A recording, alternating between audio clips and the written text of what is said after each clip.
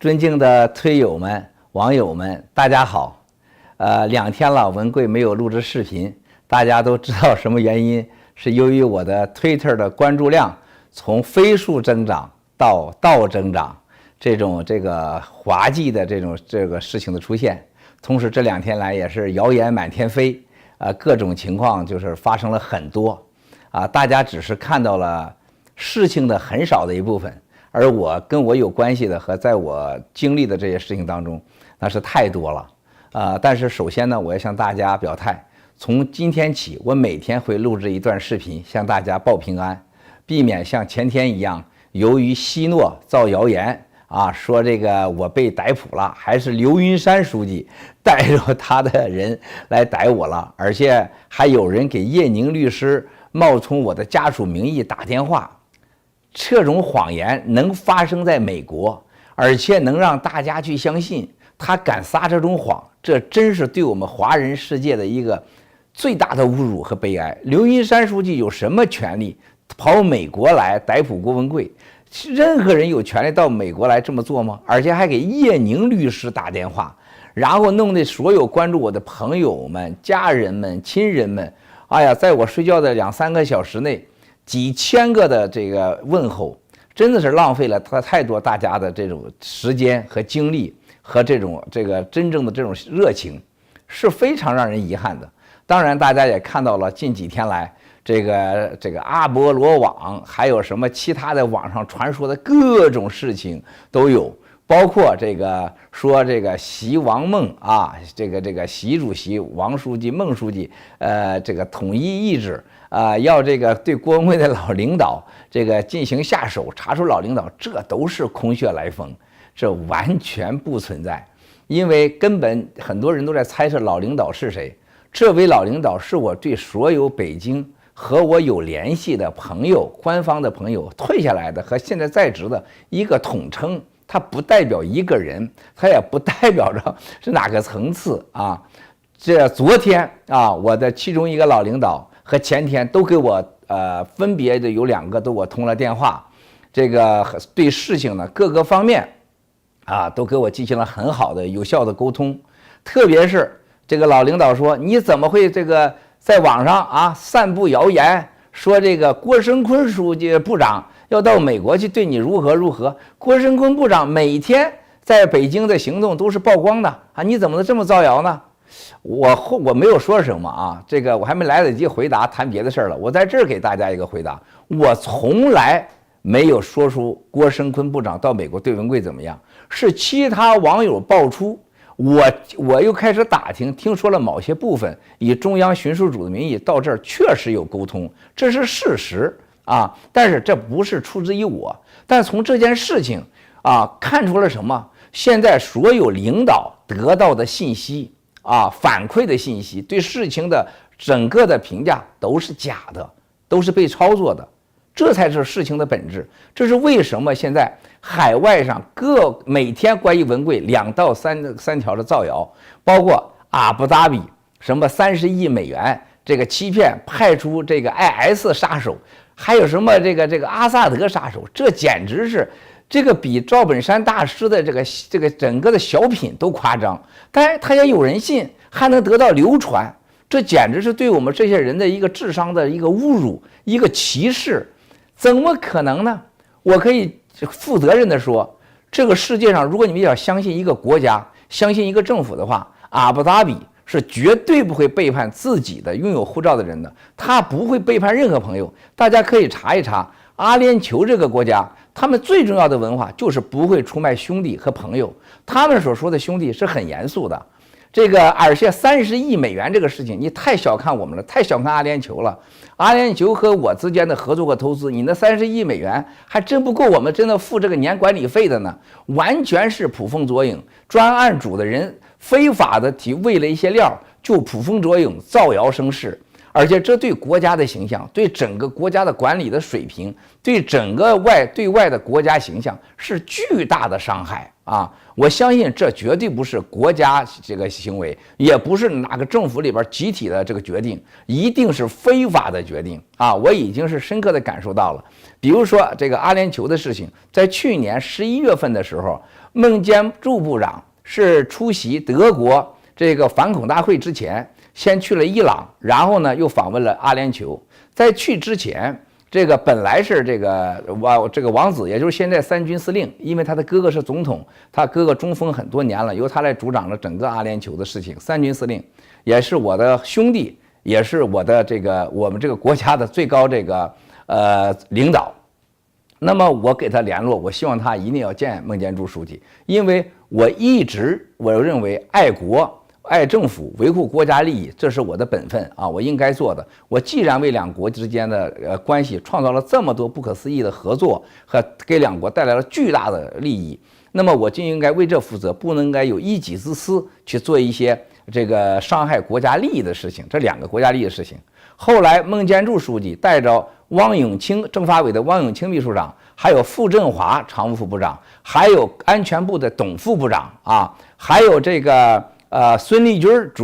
局长，10个人啊去了这个阿联酋访问。后来是这个谢克临时改变在国外的行程，回到了阿布达比，临时接见了孟建柱书记等一行。在接见当中，孟建柱书记说：“我们这次来，除了两国之间的事情，还有一个重要的事情，我想问一下，您和郭文贵的什么关系？什么事情？这个能不能给我们说一下？”在当时的谢克啊，Mohammed当场就说：“郭文贵是我的兄弟，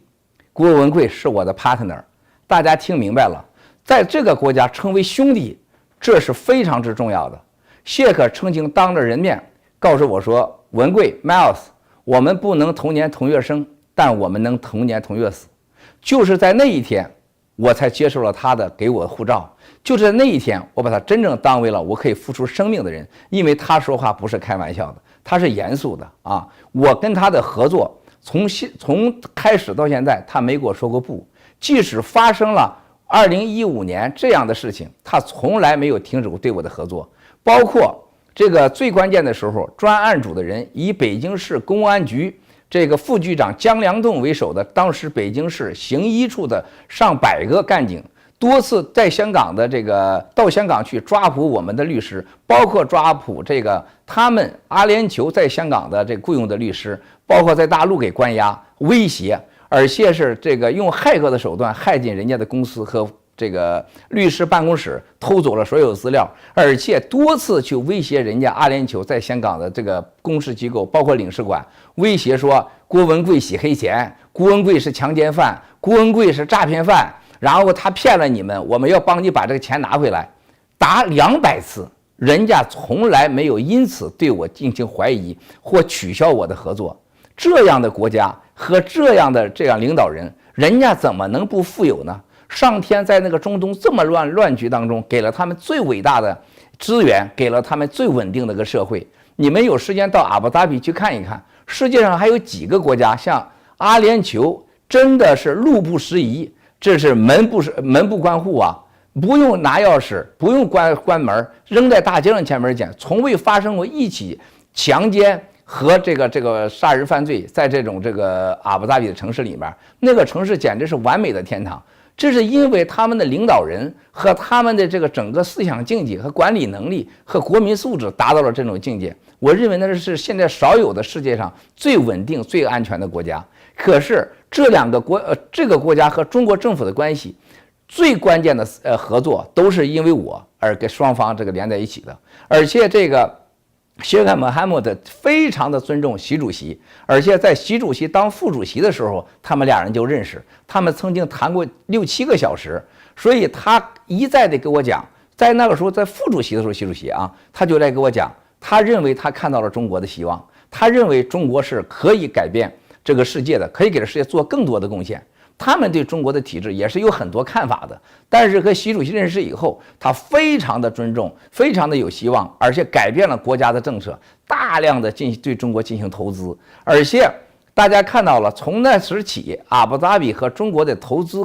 各领域每年以35%和50%甚至100%的增长，包括了旅游数，去年已经达到35%，这是一种革命性的改变。包括阿布扎比是整个海湾国家第3大的石油国家，这样的国家，这样的 GDP 产值，这样的现在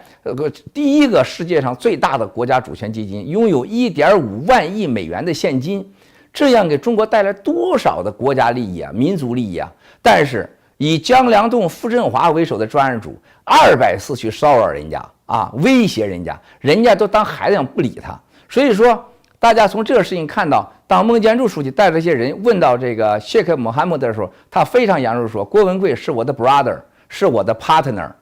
当时孟书记就愣了，他说：“我们这次来求你帮个忙。从2015年到现在，郭文贵一直给我们这个不接触，不理我们啊。他说要等待案情结束再理我们。我们希望你跟他捎个话，我们想帮他解决问题，希望你能让他跟我联系。”后来谢克说：“我让我的这个安全部长还有我的办公室主任去跟他联系，他愿意的话我愿意帮忙，不愿意的话，然后呢我也没办法。”后来就派了他们的安全部长，这个还有他们的国防部的人，还有他们办公室的主任到伦敦跟我见面，当面说了这次会议情况，说我为了给谢克这个面子，我愿意给他们接触。后来我给孟书记写了一封信，我阐述了我的观点和我的要求。后来他们到北京去啊，所有他们2架专机飞到北京，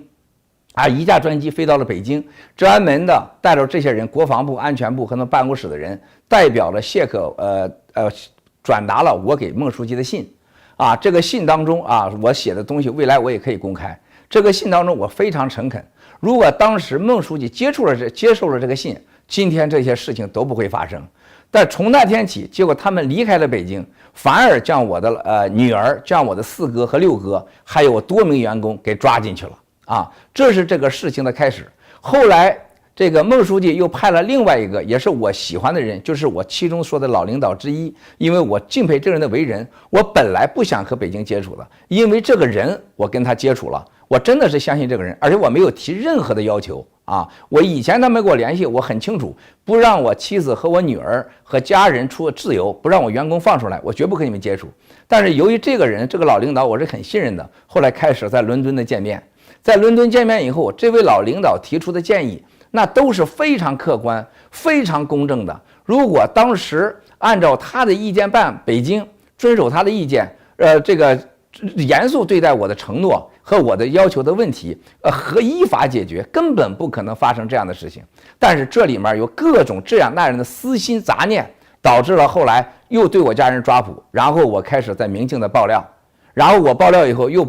这个他们由傅振华主导的这个播了所谓邪性富豪，还有一个就是那个什么强奸女员工的视频，然后这个老领导就跟我一段时间，我告诉他你不要再和我联系了，所以这才是到了 VOA 的这个直播，然后就成了国家层面的了。所以这个事情的开始到现在，我们很多真相都已经跟国家的这个法治环境、国家治理，还有人民的这个人权、尊严、法治都已经密切连在一起，这是不可欺骗的啊。那么现在整个这事情发生到今天，我还是要说，今天有人拿出来阿联酋这件说事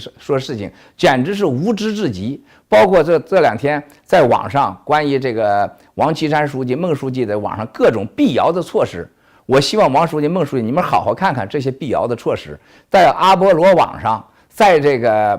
其他的网站上，竟然说姚明山不是王岐山书记的妻子，这种拙劣的这种所谓的辟谣，这是对王书记最大的伤害。如果不是真的，根本不需要他们辟谣；如果是假的，也不需要他们辟谣。事情很简单，昨天我在发推特说过，这个我公布王岐山书记在美国的一处房产，这个房产是多年前的在美国的一处房产啊。我现在呢，我不想是这个对这个事情说那么多，因为我说那么多是没有意义的。这个我只是简单公布一下。所以呢，从这件事情上，阿布扎比的事情上，阿联酋的事情上，这种造谣是咱们公安部一局和安全部，还有海外的是所谓的沉默的力量，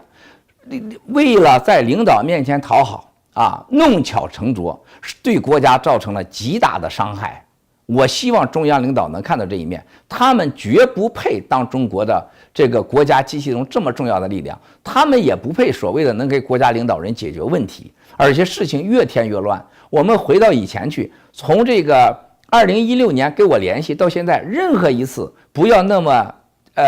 瞧不起郭文贵，这么低估郭文贵，然后呢，中间人不要传瞎话，不要一己之私啊，也不要让自己来代表国家力量。事情怎么可以这样呢？不至于造成这样的结果。那么造成这样的结果，到昨天、前天、大前天，这些骇客们啊，这国家的用国家机器非法的，这是在美国呀，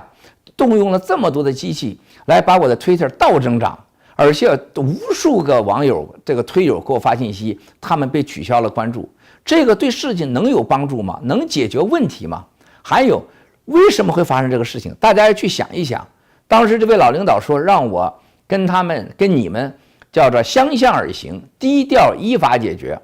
我昨天在电话中我说得很清楚，什么叫做相向而行？相向而行，我不能都跟着你的方向走，你应该考虑到我的方面。郭文贵犯什么法了？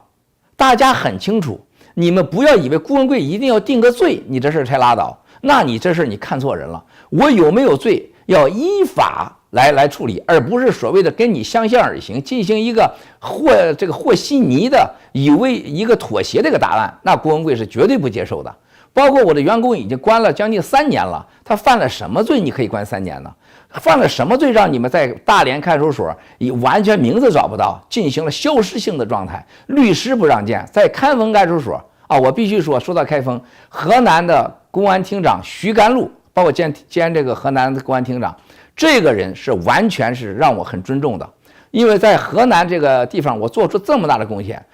被指定为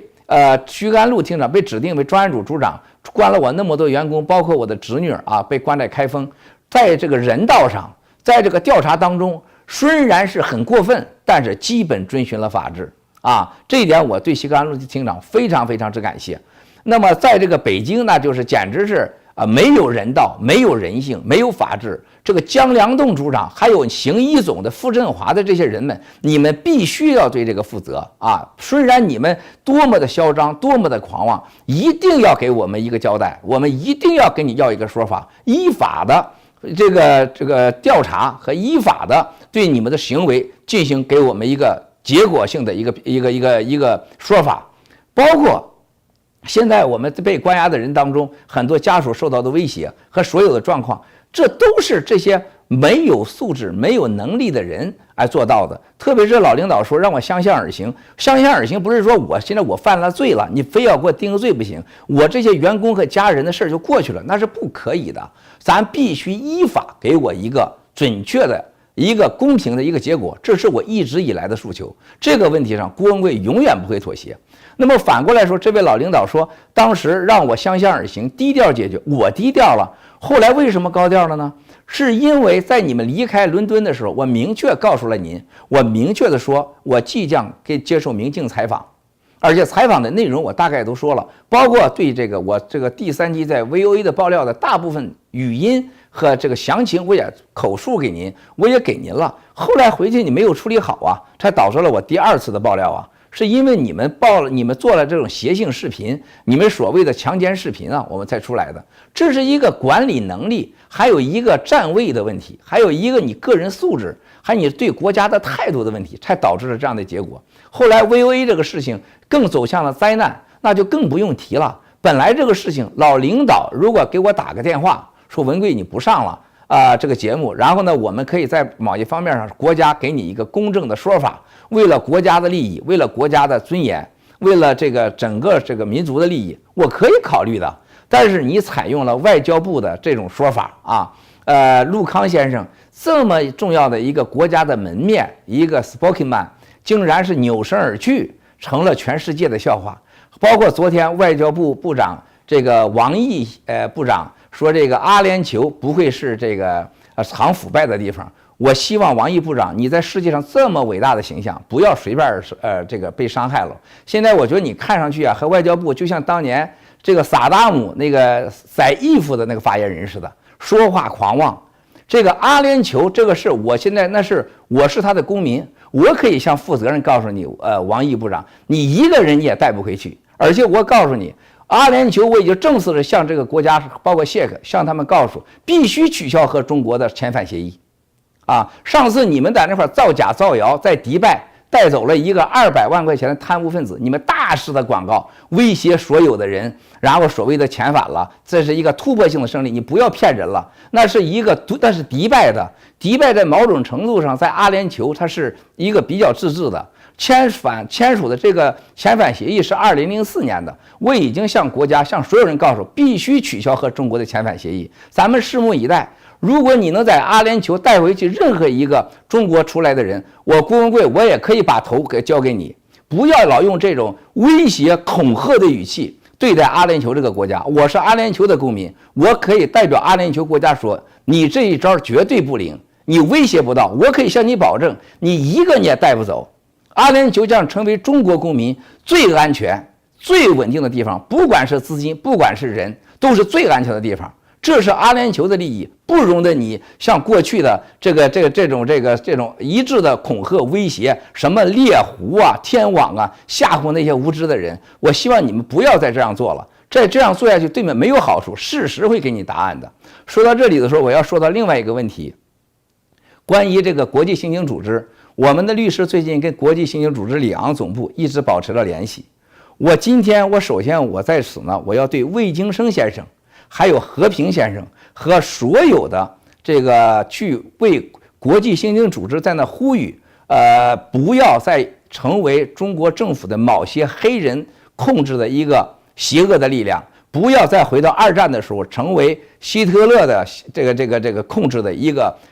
带有黑社会性质的一个国际组织。我经过沟通以后，我今天上午和这个我们的团队去中央公园去跑步。他们在这个过程当中告诉了我所有的情况，因为我们其中的一个律师团队的家人就是国际刑警组织过去的一个代表美国的重要的领导，我们的律师呢在今天会正式面交刑警组织一份我们的严肃的信，我们要他们给出正式说法。同时我才知道，由于魏京生先生和和平先生和所有今天我们在海外的华人还有这些律师们的呼吁，结果造成什么呢？就是 CIA 和 FBI 来自美国政府的驻里昂的刑警组织全部撤回了，这是一个天大的消息啊！这个我今天听了以后，我特别的激动，因为就是我们的华人的团结，有魏京生先生、和平先生、陈小平先生，还有我们原来被害的过去的多个这个红色通道的个人站出来讲话。以事实为根据，以法律为准绳，然后讲各种案例，造成了巨大影响。而且据我所知，美国政府正在考虑国际刑警组织的他的身份，美国政府会有下一步的行动。这个对孟宏伟担任国际刑警组织，美国政府是绝对不接受的。不仅美国政府，很多政府，据我了解也不接受。而且我已经告诉了我持有护照的多个国家，一定要站出来，要反对这个组织。这样黑社会的形式，这个完全是这个带有这种威胁、恐吓、绑架的，对这个海外的华人以为给了点钱就可以把我们的自由、把我们的未来给拿掉，这件事情我们是不会玩的。所以这是一个好消息。所以说，王毅这个部长让我们那么尊重的人，这个我很多日本朋友都特别喜欢王毅，我们家人都喜欢王毅部长。现在说话动不动就代表了安全部、公安部，我觉得好像警察似的。还有陆康先生竟然在发布言当中，郭文贵跟你没仇没冤，说到郭文贵，你像说狗屎似的。如果郭文贵的爸爸是常委，你敢说吗？你会用那种嘴脸吗？这种种族论、血统论在你们的身上体现的淋漓尽致。你那点水平，就你那点能耐，你不要再自以为上，凭什么你这样？就是因为我是草根吗？就是我被你们妖魔化的所谓的这个是一个骗子、强奸犯，你就会对这种态度吗？在你身边上比郭文坏1万倍人多了，你也没有资格对郭文贵这么说话，你也不要老拿着你那点小水平在这个威胁着全世界，没有任何意义，没人接受你这一套，你在我眼里什么都不是，什么都不是。那天我在这个马拉沟的时候，你们在旁边过去，我连看你一眼都不想看你，郭文贵不愿意看你们，你有什么了不起的？我是一个公民，我是一个中国人，但我不是你的公民。即使我是你的公民，我还没有定罪，你凭什么以这种鄙视的眼光，你们这样对待我？这不就是中国现在最大的问题吗？只要一谈到私人企业家，你们就认为都是行贿的，啊，只要一说你们国营企业，都是你们一伙的。凡是私人企业家在国营企业面前，连小三儿都不是，啊，不但如此，只要坐在一个桌子上，只要有官员，一个科长在，能让一个给国家纳税100、1000的老板坐在一边去，这个老板连半点尊严也没有。中国的私人企业在你们这人眼里面，真是连猪狗都不如。还有一个，一说农民，你们就嗤之以鼻，恨不得捂上嘴捂上鼻子。你们的爷爷奶奶谁不是农民呢？谁不是草根呢？现在一说话，农民就代表着低级庸俗。可是你们骗的钱，很多钱不都是来自这些泛亚、易租宝？哪个钱不是来自农民呢？你们纳税当中哪个不来自我们这草根呢？我们的私营企业家你看不起，农民你看不起，就剩你们国有企业了，就剩你们官二代了。那还这个国家就交给你们不就完了吗？所以说，这个王毅这个部长在那讲话，阿联酋不会成为什么犯罪的天堂，不会成为什么这个腐败分子天堂。腐败分子是你们党员啊，不代表我们老百姓。阿联酋一定会成为中国人任何一个人最安全的地方啊，资金最安全的地方啊。我现在可以代表阿联酋说的话，如果你要认为不行，我可以咱们一起在阿联酋搞个记者招待会，你看阿联酋的国家是听你的还是听我的？不仅阿联酋，多个国家都在最近和我一起啊，对这个事情是表示极大的不满。所以说呢，我认为很多人是不能代表这个国家的，很多人你们是不能代表14亿人民的利益的。而且我在这说，你们最近的所有的这些做法和行为，不仅严重的伤害了这个国家，严重的伤害了中国人民在世界的形象，而且带来了严重的后果。啊，今天我在这可以说，我绝不相信你们干这事情经过了党内的所有的程序，我也不相信，这个外交部召会通过驻美大使馆到 VOA 去威胁协调，安全部、公安部一局、北京安全局所谓的沉默力量，然后想尽一切办法在 VOA 内部捣乱，包括对我的这个 Twitter 的骇客。每天给我这个进行害到我的电脑，发垃圾信息，然后录制邪性富豪视频、强奸视频、再强奸视频，然后在这个网上把阿联酋的事情拿出来，让这个你们为的这个希诺和博逊这样的人天天造谣啊，这个转移视线，这能是国家行为吗？我绝对不相信，我就更谈不上习主席知道了。习主席怎么可能知道这个呢？我深信。我从昨天老领导的那里，我得到了一个很正面的一个回复，说这些事情不代表国家，不代表最高领导人。这2句话让我非常之感动，因为这2句话，我最近的3星期我要开始停止我的爆料，新的爆料，我停止就是对这2句话的回馈包括其中一条，这个我特别感动的说对郭文贵要1分为2的看。中央领导对我这个评价，文贵非常之感动我一定不会让你们失望。对文贵1分为2的看，我就值了。我只希望对我的员工、对我的家人的遭遇和对我的资产依法的进行给我一个结果，包括这些专案组非法的这个虐待我的家人和员工，给我一个依法的这么一个公正的结果，依法来决定的结果，包括对我郭文贵是否涉嫌犯罪，财产是否合法，给我一个公正结果，我愿意接受，通过我的律师，通过走正常的法律程序，然后对我的资产和家人、员工和我的事情一个公平的处理结果，我愿意在这个问题上我没有任何过高要求，就是要求依法、公正，走正常程序。同时，我永远不会改变的，我不反国家，我不反政府，我不反习主席，3不反。但是我坚决反以黑治国，以贪反贪，以警治国，以警反贪。特别是傅振华这个副部长，傅振华副部长的这些作为，必须得给我个说法。傅振华先生收的钱，他是否应该承担什么样的党内纪律处罚和这个经济犯罪调查，这必须得给我个说法。在这个问题上，我不会妥协的。所以说，这个一次次的在海外操作这些事情，我也昨天听说这不代表国家，不是组织行为，我非常的欣慰。像这个博讯，这个收了大量的钱，今天我在这里呢，我再公布一个韦石先生，在过去我公布了一个账号，您说是那个是你正常营业账号，正常营业账号应该叫博讯，不能叫这些名字，这是第二个账号，我一个一个给你公布，你的钱去哪儿了？你是为什么注册这个公司？为什么这些钱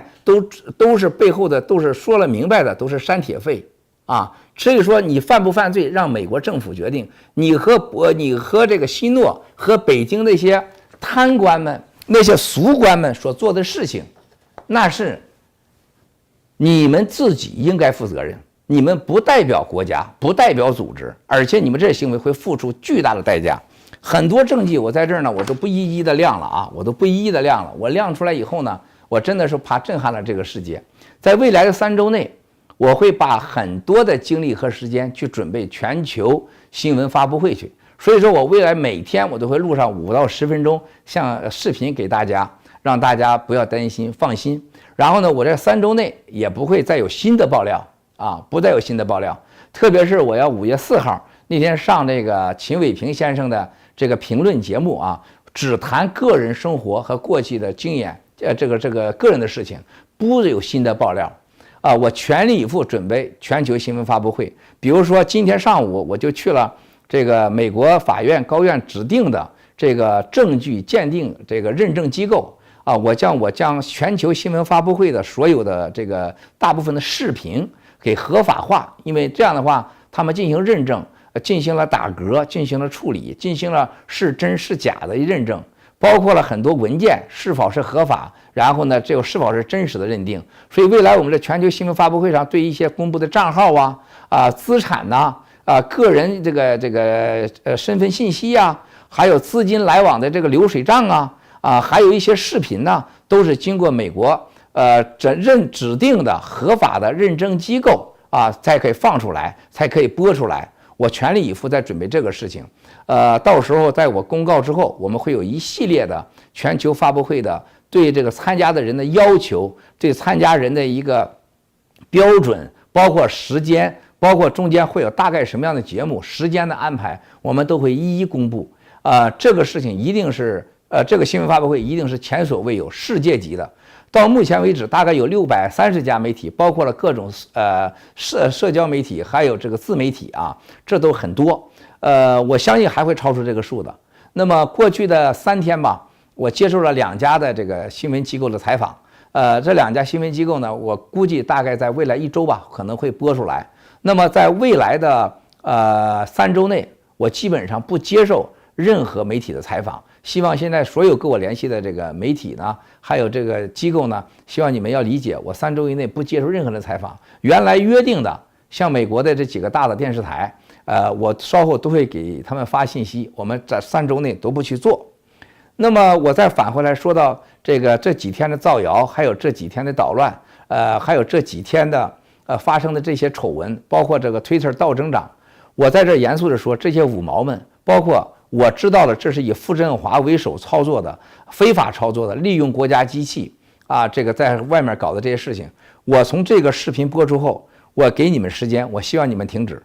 如果我的 Twitter 还继续倒增长，不是事实，还有骇客的话，我就会继续每天发更多的视频，我就会继续爆新料。这是我庄严承诺，你记住，如果你不停止对我 Twitter 的骇客攻击，不停止对我的抹黑，不在网上删除我所有的负面假信息，真的你都保留，你不删除关于我的假的负面信息，严重影响了我和这些基金们的合作。我的基金里面有90个 LP，90个 LP， 现在这90个大概60-70%都准备撤回在中国的所有投资。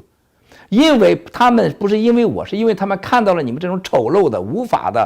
无天的低劣的行为，他们伤心欲绝，都要撤回到中国的投资。不信你可以试一试，你将给国家带来经济上巨大的损失。我希望这件事情能得以制止，我也不希望因为你们的丑闻把我这个基金这11个基金全关掉，或者11个基金把我给撵出来，那就我没有路可走了，必须跟你血拼到底。所以我希望你们把所有造谣的视频和这种假信息全部停止。五毛们，你们也该回家休息了。郭文贵在3周内不爆料，不爆新料啊，不爆新料。而且我尽可能不去指责现在的领导人，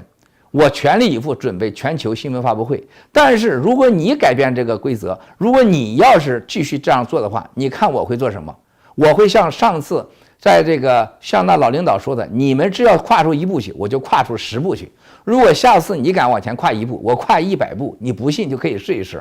文贵连死都不怕了，我可以给你试100次、1000次啊！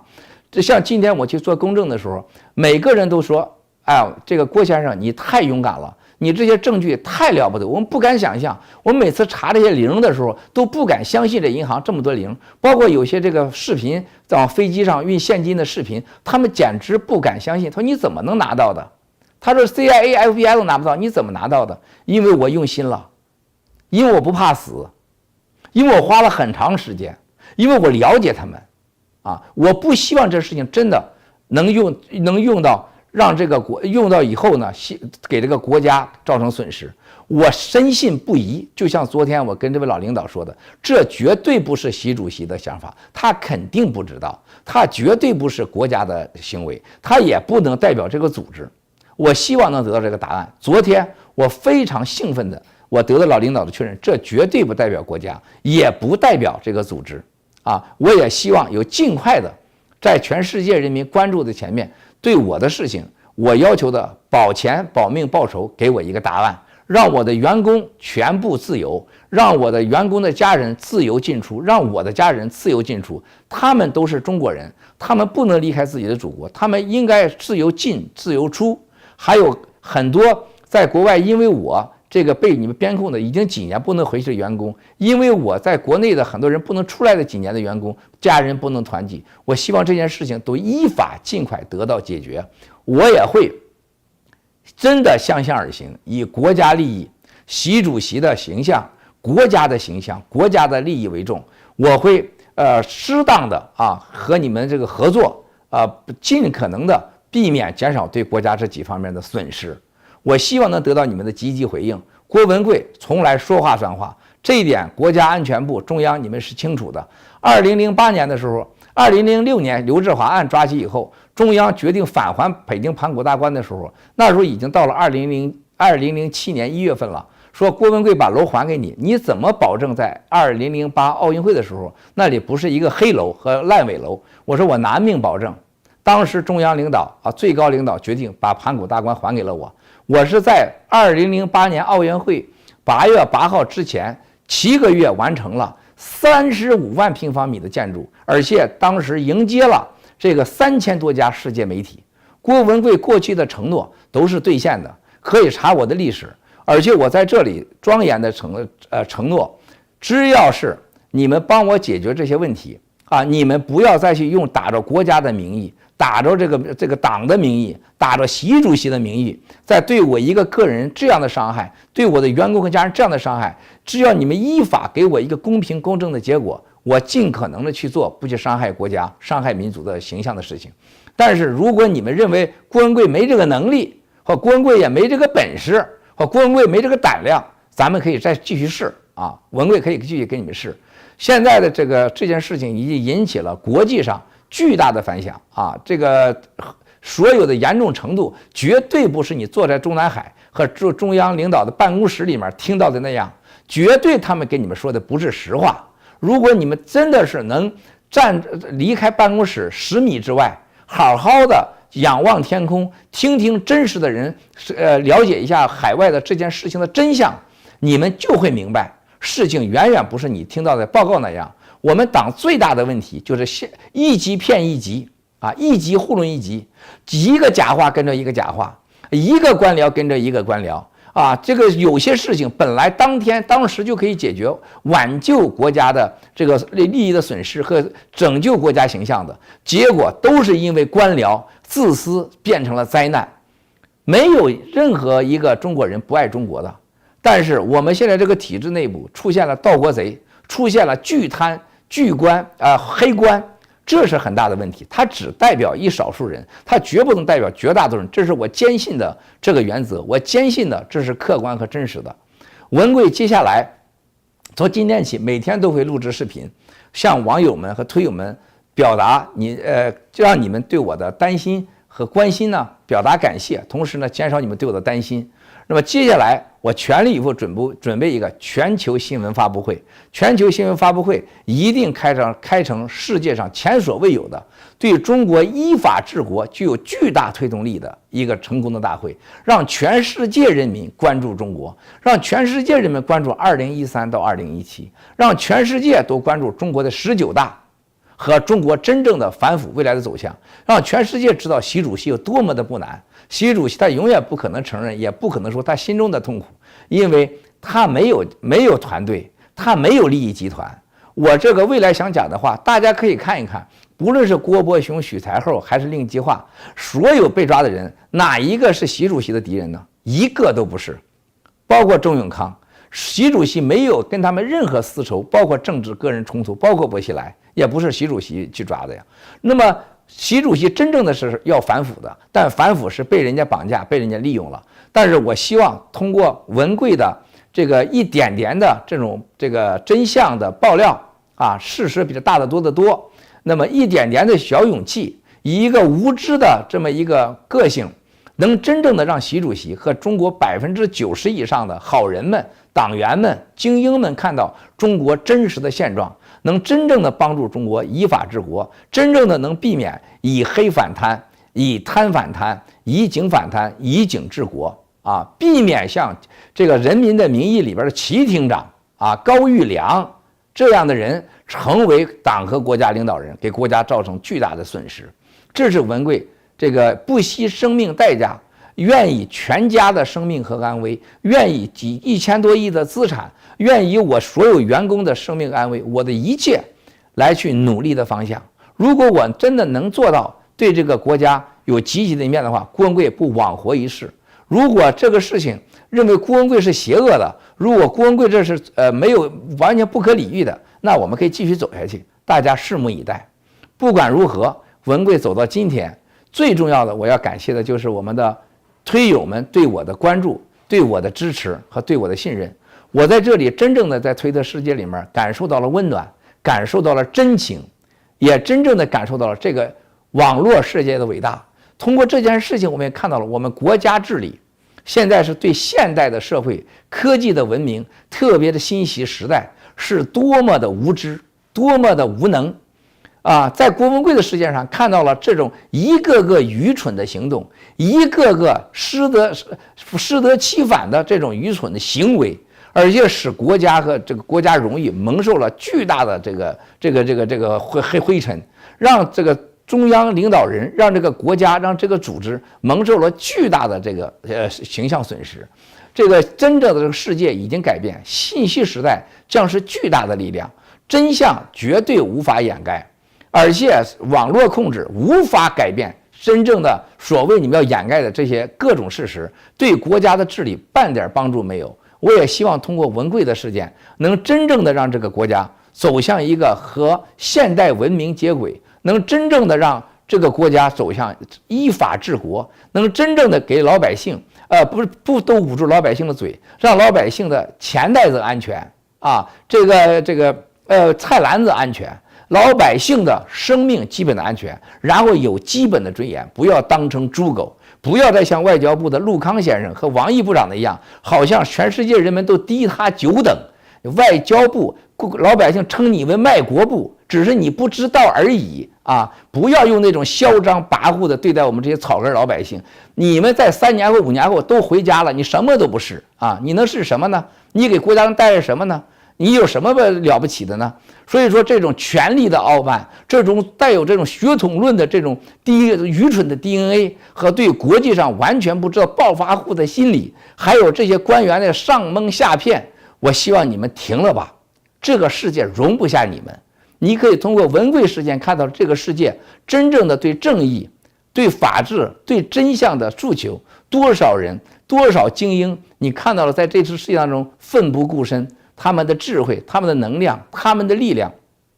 我们多少人跑到了里昂去？这个关于这个Interpol 这国际刑警组织，你知道他们告诉说多大的影响吗？啊，不要像过去听到那些官员说看不起这些人，没有什么了不起的，这些人真的都很了不起。无论如何，郭文贵将永远与这些推友们和这次事件当中所有的这为了国家的依法治国、推动中国的自由民主的人站在一起。